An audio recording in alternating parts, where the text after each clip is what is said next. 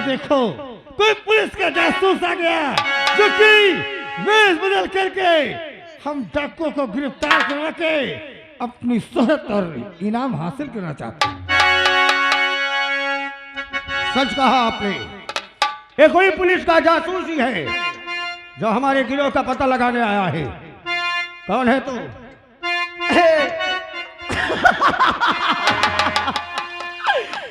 अरे डम डम डिगा डिगा मौसम भीगा भीगा, अरे बिन पिए मैं तो गिरा है अल्लाह सूरत आपकी सुहाना।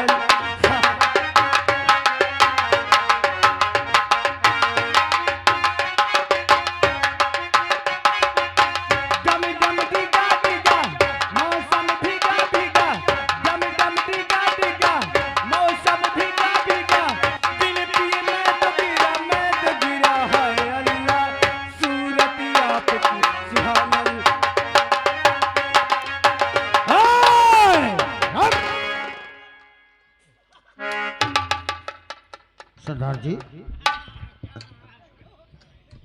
ये जासूस है कि कोई पागल है? ऐसा लग रहा है ये कोई पागल है। नहीं, ये पागल के वेश में आकर के ये कोई पुलिस का जासूस है, क्योंकि हम डाकुओं को ये बेवकूफ बनाना चाहता है। इसलिए तुम नंबर बोलो और हम इसे जान से मार देते हैं। हाँ, अगर ये जासूस होगा तो तिल गिनने से पहले ही अपना नाम बता देगा, और अगर ये तिल गिनने के बाद भी नहीं बोला, गोली चलने के बाद भी नहीं बोला, तो फिर ये पागल है। ठीक है, तुम नंबर बोलो। नंबर 1 बता दे। ए लड़के, कौन है तू? नंबर 2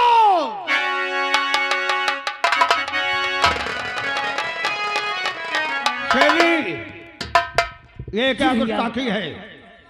तुमने सरदार जी की बंदूक क्यों रोकी? अरे भैया, ये तो पागल लगता है, पागल पे गोली चलाना अच्छा नहीं। हम जानते हैं, लेकिन ये पागल के भेष में पुलिस का मुखबिर भी हो सकता है। पुलिस का? हाँ भैया, मैं इससे बातें करती हूँ। ठीक है, इसकी देखभाल सब लोग मिलकर तत्काल करना। मैं आ रहा हूं। ठीक है सरदार जी। ए पागल, उठ खड़ा हो।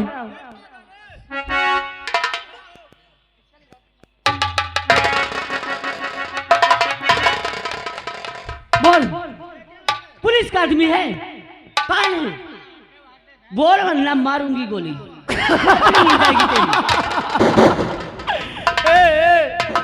ए तुम पुलिस का आदमी ना?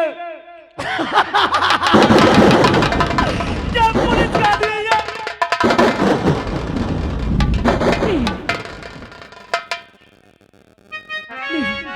ये क्या हुआ? तुम्हारे हाथ से बंदूक क्यों गिर गई? अरे भैया, जिसे आप पुलिस का जासूस कहते, अरे ये कोई और नहीं, पुलिस का जासूस नहीं, अरे ये मेरा प्यार है, मेरा राजू है भैया। और आज मैं क्या देख रही हूँ, इतने दिनों के बाद मेरे राजू मुझे मिले तो एक पागल के रूप में। नहीं भैया, मेरे राजू पागल नहीं हो सकते भैया। ये तुम्हारा राजू है तो फिर अब सच ये पागल ही है। अब क्यों पागल हो गया ये तो हम नहीं जानते। हो सकता है कि जब तुमने कहा था कि जल्लाद लेकर गया है, मौत के खौफ से पागल हो गया हो, भैया इसीलिए जल्लाद ने इसे छोड़ दिया हो। अब तो ये एक ही तरीके में होश में आ सकता है भैया, इसकी याददाश्त वापस आ सकती है। मेरे राजू कैसे होश में आएंगे भैया? देखो बहन, या तो इसके सामने वैसी ही घटना घट जाए जो इसके सामने हुआ, जिसके वजह से ये पागल हो गया, और वो जल्लाद हम बन नहीं सकते कि इसे मौत का खौफ दे। हमने गोली भी चलाना चाहा लेकिन ये मौत से डरा नहीं। अब तो एक ही रास्ता है, तुमने इसके साथ प्यार किया है और इसके साथ रही हो, हाँ भैया। कोई ऐसी बात इसके सामने रखो जिससे इसकी याददाश्त वापस आए और बीता हुआ कल इसके सामने आ जाए, तभी ये होश में आ सकता है। हाँ भैया, तू सच कहते हो। अरे और या फिर माता रानी ही से होश मिला सकती है। माँ, या तो माता रानी या तो बीता हुआ कल इसके सामने आ जाए। मसीरा वाली, अरे मेरे राजू को ठीक कर दे माँ। अगर आज तू मेरे राजू को ठीक नहीं की तो मैं तेरी चौखट पे अपना दम तोड़ दूंगी। हर बिगड़ी मेरी बना दे मैया,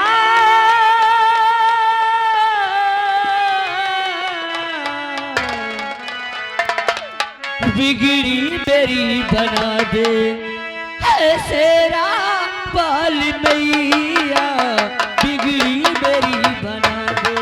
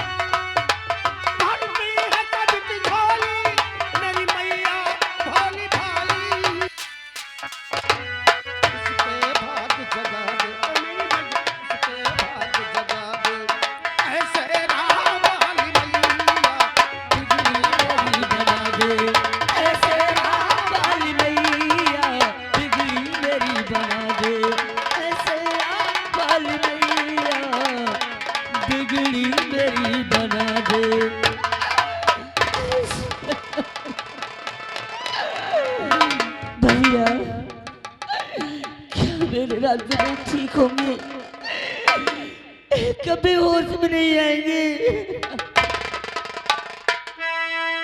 तो चिंता मत कर, ऊपर वाला इतना निर्दयी नहीं हो सकता कि तेरे प्यार को तुझे वापस ना दे। अब पहले एक ही रास्ता है, इसके सामने, इसके साथ तूने जो भी पल गुजारे, जो भी बातें हैं, कोई ऐसी बात इसके सामने रख, शायद उस बात को सुनकर इसको होश आ जाए। क्या भैया आप सच कह रहे हैं? तुमने प्यार में कई बातें कही होगी, कोई गहरी बात इसके सामने रखो। ठीक भैया। राजू सिर्फ एक बार एक बार मेरी तरफ देखो राजू।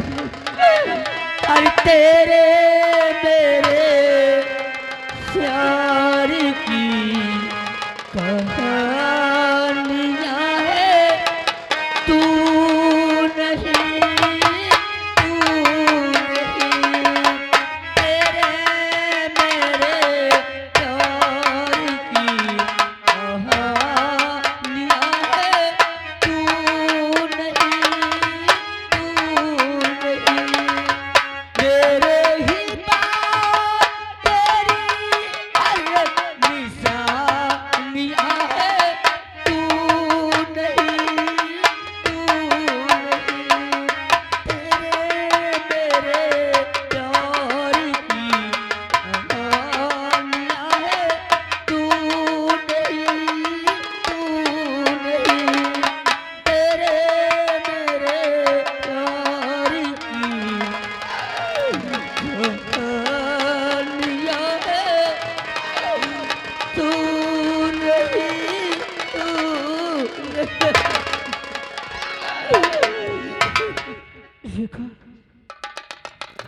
राजू राजू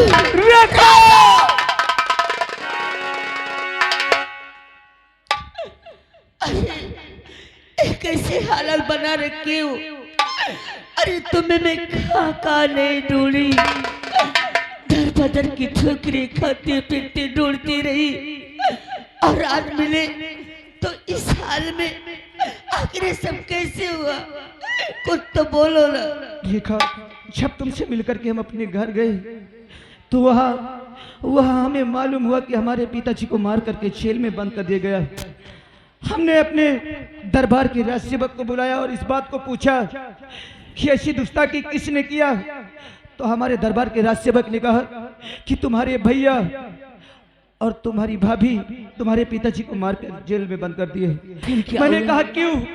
राजसेवक ने कहा कि ये सब हमें मालूम नहीं है। हमने कहा कि जितनी जल्दी हो सके हमारे पिताजी को हमारे पास लाया जाए। हमारे दरबार का राजसेवक हमारे पिताजी को जेल से बाहर लाया। फिर क्या हुआ? हमने अपने पिताजी से पूछा कि पिताजी ये सब कैसे हुआ। तो हमारे पिताजी ने कहा कि बेटा, तुम्हारे भैया और तुम्हारी भाभी यहाँ के राजा और महारानी बनने खातिर मुझे मार करके जेल में डाल दिए। मैंने कहा पिताजी, अगर उनको यहाँ के राजा और महारानी बनना है तो शौक से बन जाते, हमसे कोई शिकायत नहीं था, लेकिन तुम पे जुल्म हुआ ये हम बर्दाश्त नहीं करेंगे। आओ हमारे साथ चलो, अभी हम भैया और भाभी से बात करेंगे। इतना कह के जैसे पिताजी को ले जाने की कोशिश किया तो हमारे पिताजी ने कहा नहीं बेटा, वहाँ मुझे मत ले चलने, वरना मुझे देखेंगे तो वो जान से मार देंगे। क्या हुआ? उसी वक्त अपने पिताजी की बात मानकर हम उन्हें वहां नहीं ले गए और हमने कसम धरा करके अपने पिताजी को वहां से भगा दिए। न जाने हमारे पिताजी दुनिया देश में हो या नहीं देखा।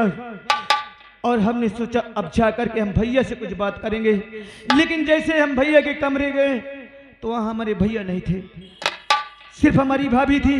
हमने भाभी से पूछा कि भैया कहाँ है। हमारी भाभी ने कहा कि तुम्हारे भैया जंगल गए शिकार कर ले।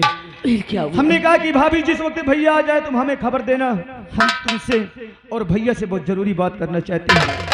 इतना कह के जैसे चलने की कोशिश किया तो मेरी भाभी मेरे हाथों को पकड़ ली रेखा क्या? और मुझसे कहने लगी कि जब आते हो तो हमेशा भाभी भाभी कहते हो, आज एक बार मुझे डार्लिंग कहो, मुझे जान कहो। क्या? इसी तरह की तमाम उल्टी सीधी बातें हमसे हमारी भाभी करने लगी रेखा। हमने बहुत समझाया, लेकिन एक भी हमारी बातों को हमारी भाभी नहीं मानी।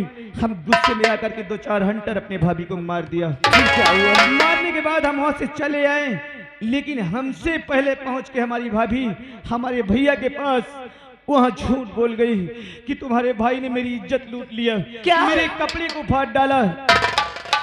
ये सब सुन करके हमारे भैया बर्दाश्त न कर सके, मुझे बहुत मारा रेखा, मुझे बहुत मारा। और मारने के बाद हमारे दरबार का एक सिपाही है, उसके हाथ हमें दे दिया गया। उसी वक्त हमारी भाभी ने कहा कि जब तक इसका मैं आंख और कलेजा नहीं पाऊंगी तब तक मेरे दिल को तसल्ली नहीं मिलेगी। तभी हमारे भैया ने आदेश दिया कि इसे ले जाओ, जल्लाद के हाथ दे दो और इसका आंख और कलेजा हमारे रोशनी के सामने पेश किया जाए। जल्लाद मुझे जंगल ले गया। इतना तक मुझे होश है, इसके बाद मुझे कुछ नहीं होश देखा कि हम कहां से कहां गए और हमें क्या। मैं तुम्हारे भैया और भाभी को जिंदा नहीं छोड़ूंगी। जिन्होंने मेरा प्यार मुझसे अलग किया, मैं उनकी जिंदगी छीन लूंगी। भैया, ये मेरा वही प्यार है। देखा, भगवान का लाख लाख शुक्र है कि जो मैंने वचन दिया था कि तेरे प्यार से मिलाऊंगा, हाँ आज तेरा प्यार तुझे मिल गया। हाँ भैया। रही बात जालिमों को दंड देने का, सजा देने का, वो काम हम लोगों को आएगा। ठीक है तुझे भैया। तेरा प्यार मिल गया, मैं सरदार जी से कह के तुम्हें नई जिंदगी देने का मौका दिलाऊंगा। ठीक है भैया। सरदार जी, ये कोई पागल नहीं है, क्या कहा? बल्कि जिसे हम शेरनी नाम दिए थे, इसका नाम रेखा है, और ये दोनों एक दूसरे से प्रेम करते हैं। आज ये पागल अगर ये बीती हुई बातें याद नहीं दिलाती तो ये पागल ही रहता। अब इसे सब कुछ होश आ गया है। आप इससे पूछ सकते हैं ये कहाँ का रहने वाला है, कौन है? इसे होश आ गया? हाँ, क्या हम इससे कुछ बातें कर सकते हैं? आप इससे पूरी बातें करें। और हमने रेखा को अपनी बहन माना है, इस नाते आपकी बेटी हुई। अगर ये सच कहता है, इसका प्रेमी है, तो हम तभी इसके साथ भेजेंगे रेखा को कि ये उसका जीवन यापन कर सकता है या नहीं। बाकी रुपए तो हम देंगे यहाँ से। ये बताओ, तुम्हें सचमुच में होश आ गया? सरदार जी, हमें सब कुछ हो सा गया। आप जानना क्या चाहते हैं? अगर तुम्हें सचमुच में होश आ गया तो आज तुम्हें बताना होगा कि तुम अपने परिवार में अकेले हो या तुम्हारे परिवार में और कोई सदस्य था। यानी आप हमारे विषय में जानना चाहते हैं? हाँ बताओ। अरे सरदार जी, आप जैसे हमें देख रहे हैं ना, अरे हम कोई भिखारी नहीं है। अरे हम तो एक राजा के बेटे हैं। हमारा नाम राजू है।